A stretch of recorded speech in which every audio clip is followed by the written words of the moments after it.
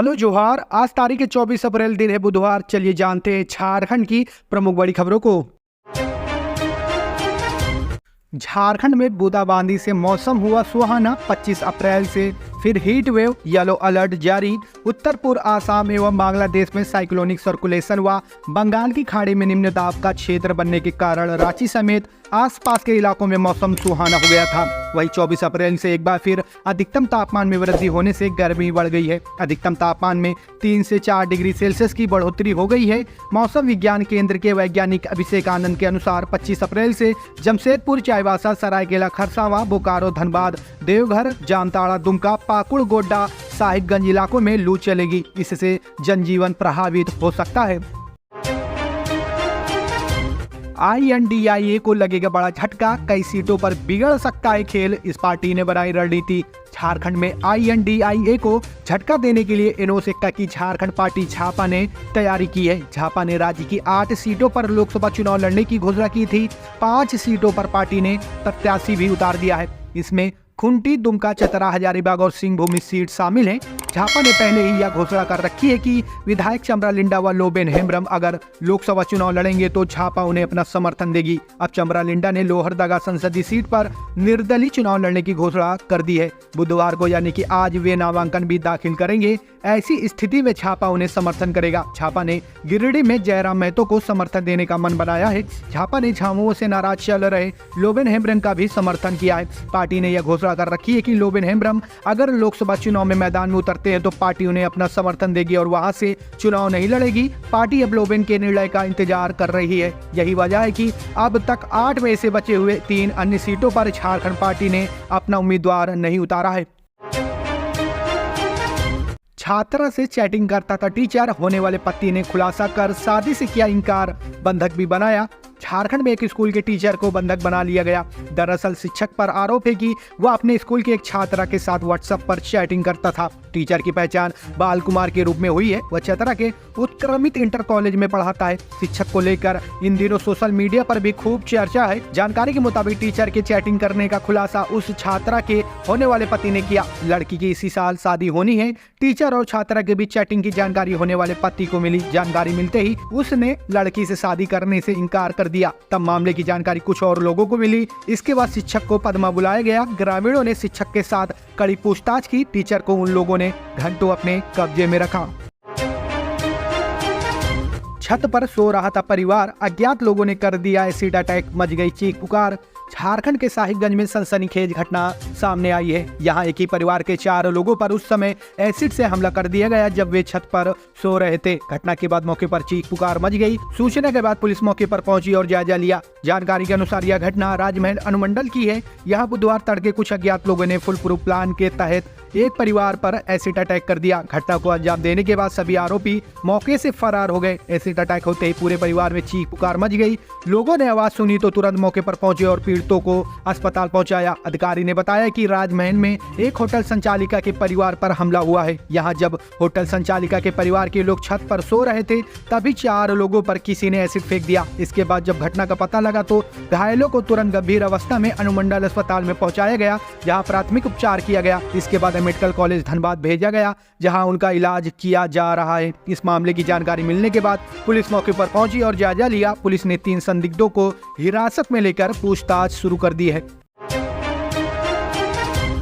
खाने में कम मीट मिला तो कैटरर से भिड़े बाराती, जमकर चले लात घूसे, एक की मौत। झारखंड में शादी समारोह के भोज के दौरान कम मीट देने को लेकर हुए झगड़े में एक शख्स को अपनी जान गंवानी पड़ी। मीट को लेकर हुए विवाद में बारातियों ने कैटरर की जमकर पिटाई कर दी। मामला रामगढ़ जिले के गोला थाना क्षेत्र के हप्पू गांव का है। पुलिस ने इस घटना के बाद दुल्हन और दूल्हे के पिता को थाने में बिठा लिया है। मिली जानकारी के अनुसार रामगढ़ के कोयरी टोला निवासी धीरज कुमार की बारात बीती रात्रि गोला के हप्पू गांव निवासी योगेंद्र महतो के घर आई थी। जयमाल के बाद बाराती खाना खाने के लिए बैठे थे। इसी दौरान रजरप्पा थाना क्षेत्र के बड़की पोना बेलटोला निवासी कैटरर कृष्ण कुमार मीट लेकर बारातियों के पास पहुंचा। खाने के प्लेट में कम मीट देने को लेकर बारातियों से उसका विवाद हुआ। इस क्रम में एक बाराती ने मीट की बाल्टी छीनकर कृष्ण कुमार के ऊपर गिरा दी और फिर मारपीट होने लगी। इस दौरान कृष्ण कुमार जान बचाकर भागने लगा। भागने के क्रम में वे कुएं में गिर गया, जिससे उसकी मौत हो गई। इस घटना के बाद वहां अफरा तफरी मच गई। घटना के बाद बाराती वहां से फरार हो गए। घटना की जानकारी जैसे ही मृतक कैटरर कृष्ण कुमार के परिजनों को हुई, वे तत्काल गोला पहुंचे। पीड़ित परिवार ने पुलिस को बताया कि मेरे बेटे की हत्या कर दी गई है। फिलहाल पुलिस ने दुल्हन के पिता योगेंद्र महतो, दुल्हा धीरज कुमार, उसके पिता चितलाल महतो समेत कई लोगों को थाने में बिठाया है और पूछताछ कर रही है। चुनाव के दौरान शिक्षक नियुक्ति परीक्षा का पारा शिक्षकों ने किया विरोध। झारखंड में लोकसभा चुनाव के दौरान सहायक आचार्य नियुक्ति परीक्षा का सहायक अध्यापक ने विरोध किया है। टिट सफल सहायक अध्यापक संघ के प्रदेश संरक्षक प्रमोद कुमार ने कहा कि चुनाव आचार संहिता के दौरान शिक्षकों की सभी प्रकार की छुट्टी रद्द है। चुनाव को लेकर शिक्षकों का प्रशिक्षण चल रहा है। शिक्षक BLO कार्य में भी प्रतिनियुक्त हैं। ऐसे में चुनाव के दौरान परीक्षा लेने से सहायक अध्यापक को काफी परेशानी होगी। वही ठीक से परीक्षा की तैयारी भी नहीं कर सकेंगे। इसके अलावा काफी संख्या में शिक्षक परीक्षा में शामिल होने से वंचित हो जाएंगे। इस संबंध में संघ का प्रतिनिधिमंडल राज्य के मुख्य निर्वाचन पदाधिकारी के रवि कुमार से मिला। प्रतिनिधिमंडल ने मुख्य निर्वाचन पदाधिकारी को बताया कि 27 अप्रैल को परीक्षा प्रस्तावित है। 26 अप्रैल को ही विभिन्न जिलों में चुनाव को लेकर प्रशिक्षण भी है। प्रशिक्षण कार्य शाम 5 बजे तक है। ऐसे में शिक्षक परीक्षा में शामिल होने से वंचित हो जाएंगे। परीक्षार्थियों को दूसरे जिले में जाकर परीक्षा देना है। वहीं आजयू के केंद्रीय संगठन सचिव S अली ने कहा कि चुनाव प्रक्रिया के दौरान परीक्षा की तिथि घोषित कर आदर्श चुनाव आचार संहिता का उल्लंघन है। उन्होंने लोकसभा चुनाव के बाद परीक्षा आयोजित करने की मांग की है। झारखंड से 3 दिन से लापता भाजपा नेता यूपी में मिले। पुलिस ने क्या बताया?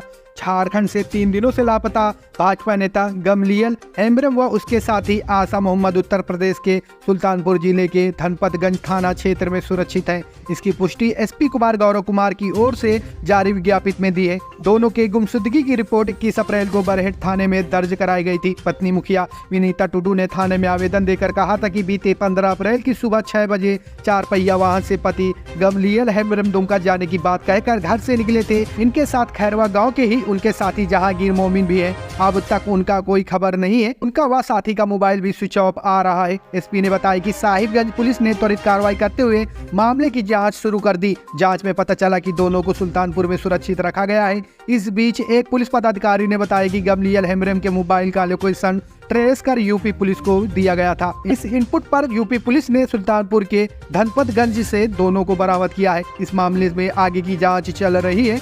जल्द पूरे मामले का खुलासा हो जाएगा।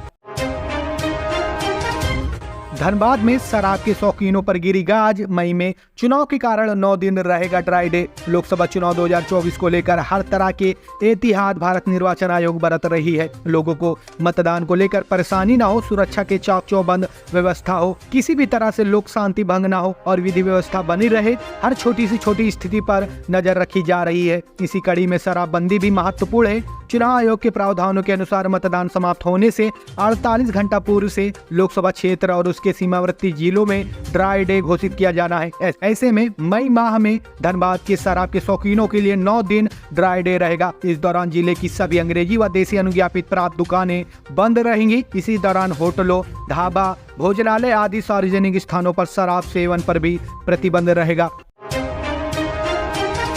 हजारीबाग के होटल में आग से भारी नुकसान, 50 लाख से अधिक का नुकसान। हजारीबाग हारनगंज स्थित मशहूर होटल अररिया विहार में शादी के बाद शॉर्ट सर्किट से आग लग गई। बताया जा रहा है कि घटना में लगभग 50 लाख से अधिक का नुकसान हुआ है। जानकारी के अनुसार बुधवार की सुबह आग लगी। सूचना मिलने के बाद जब तक अग्निशमन विभाग की दमकल गाड़ी पहुंची तब तक काफी क्षति हो गई थी। भीषण आग को देखते हुए 2 दमकल गाड़ी और फायर फाइटर पहुंचे। काफी मशक्कत के बाद आग पर काबू पाया जा सका। कुछ लोगों का कहना है कि वार्ड 36 के अविनाश कुमार यादव और स्थानीय लोगों की मदद से कई सामानों को आग से जलने से बचाया। इस घटना के बाद हारनगंज मोहल्ले में अफरा तफरी मच गई। बताया जा रहा है कि 23 अप्रैल की रात को होटल में शादी थी। शादी करके दुल्हा दुल्हन बाराती सराती होटल से बुधवार की सुबह करीब 6:30 बजे निकल गए थे। इसके आधे घंटे बाद यह घटना घटी। होटल में टेंट, कैटरर, विद्युत सज्जा, साउंड बुकिंग था। उनके सामान भी जल गए। होटल के संचालक मुकेश कुमार सिंह हैं। उन्होंने बताया कि घटना में कितने का क्षति हुआ है इसका आकलन अभी नहीं किया गया है। झारखंड हाईकोर्ट ने सरकार से पूछा सवाल, कैसा होगा मेडिकल कचरे का निष्पादन। झारखंड हाईकोर्ट ने नर्सिंग होम व अस्पतालों से निकलने वाले बायोमेडिकल कचरे के साइंटिफिक निष्पादन को लेकर दायर जनहित याचिका पर सुनवाई की। जस्टिस रंगन मुखोपाध्याय व जस्टिस दीपक रोशन की खंडपीठ ने सुनवाई के दौरान प्रार्थी का पक्ष सुना। इसके बाद खंडपीठ ने राज्य सरकार से जानना चाहा कि नर्सिंग होम व अस्पतालों से निकल रहे बायोमेडिकल कचरे का उचित निष्पादन कैसे होगा ताकि वातावरण प्रभावित नहीं हो सके। इस पर राज्य सरकार को सुझाव देने का निर्देश दिया। साथ ही मामले की अगली सुनवाई के लिए खंडपीठ ने 2 मई की तिथि निर्धारित की। इससे पूर्व प्रार्थी की ओर से अधिवक्ता समावेश भंजदेव ने पैरवी की। उल्लेखनीय है कि प्रार्थी झारखंड ह्यूमन राइट्स कॉन्फ्रेंस की ओर से जनहित याचिका दायर की गई है। प्रार्थी ने रांची, जमशेदपुर, धनबाद, बोकारो के अस्पतालों, नर्सिंग होम से निकलने वाले मेडिकल कचरे के लिए उचित निष्पादन की मांग की है।